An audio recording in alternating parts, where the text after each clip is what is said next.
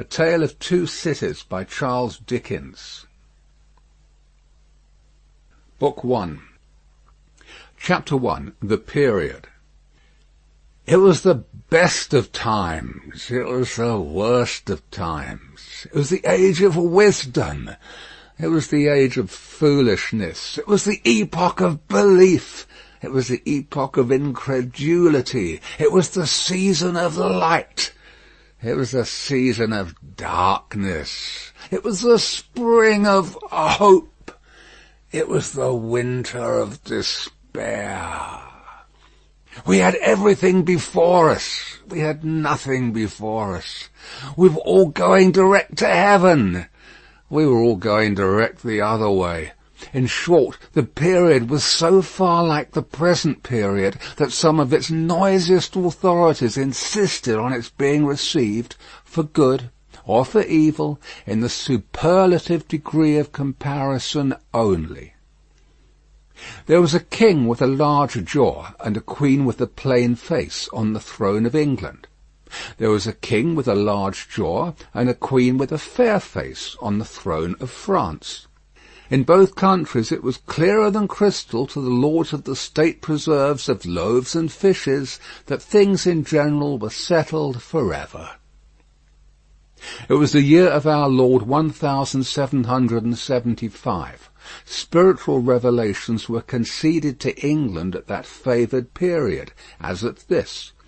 Mrs. Southcote had recently attained a 25th blessed birthday, of whom a prophetic private in the Life Guards had heralded the sublime appearance by announcing that arrangements were made for the swallowing up of London and Westminster. Even the Cock Lane ghost had been laid only a round dozen of years after rapping out its messages, as the spirits of this very last year past, supernaturally deficient in originality, rapped out theirs. Mere messages in the earthly order of events had lately come to the English crown and people from a congress of British subjects in America, which, strange to relate, have proved more important to the human race than any communications yet received through any of the chickens of the Cock Lane brood. France, less favoured on the whole as to matters spiritual than her sister of the Shield and Trident, rolled with exceeding smoothness downhill, making paper money and spending it. Under the guidance of her Christian pastors, she entertained herself, besides, with such humane achievements as sentencing a youth to have his hands cut off, his tongue torn out with pincers, and his body burned alive, because he had not kneeled down in the rain to do honour to a dirty procession of monks which passed within his view at a distance of some 50 or 60 yards. It is likely enough that, rooted in the woods of France and Norway, there were growing trees, when that sufferer was put to death, already marked by the woodman, Fate, to come down and be sawn into boards, to make a certain movable framework with a sack and a knife in it, terrible in history. It is likely enough that in the rough outhouses of some tillers of the heavy lands adjacent to Paris, there were, sheltered from the weather that very day, rude carts, bespattered with rustic mire, snuffed about by pigs, and roosted in by poultry, which the farmer, Death, had already set apart to be his tumbrils of the Revolution.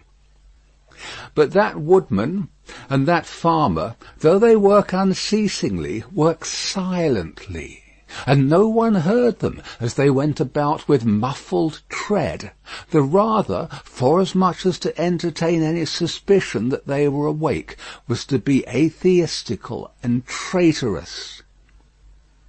In England there was scarcely an amount of order and protection to justify much national boasting. Daring burglaries by armed men and highway robberies took place in the capital itself every night. Families were publicly cautioned not to go out of town without removing their furniture to upholsterers' warehouses for security. The highwayman in the dark was a city tradesman in the light, and being recognised and challenged by his fellow tradesmen, whom he stopped in his character of the captain, gallantly shot him through the head and rode away. The mail was waylaid by 7 robbers, and the guard shot 3 dead, and then got shot dead himself by the other 4, in consequence of the failure of his ammunition, after which the mail was robbed in peace. That magnificent potentate, the Lord Mayor of London, was made to stand and deliver on Turnham Green by one highwayman, who despoiled the illustrious creature in sight of all his retinue. Prisoners in London jails fought battles with their turnkeys, and the majesty of the law fired blunderbusses in among them, loaded with rounds of shot and ball. Thieves snipped off diamond crosses from the necks of noble lords at court drawing-rooms. Musketeers went into St. Giles's to search for contraband goods, and the mob fired on the musketeers, and the musketeers fired on the mob, and nobody thought any of these occurrences much out of the common way. In the midst of them, the hangman, ever busy and ever worse than useless, was in constant requisition, now stringing up long rows of miscellaneous criminals, now hanging a housebreaker on Saturday who had been taken on Tuesday, now burning people in the hand at Newgate by the dozen, and now burning pamphlets at the door of Westminster Hall. Today taking the life of an atrocious murderer, and tomorrow of a wretched pilferer who had robbed a farmer's boy of 6pence. All these things, and 1,000 like them, came to pass in and close upon the dear old year 1775.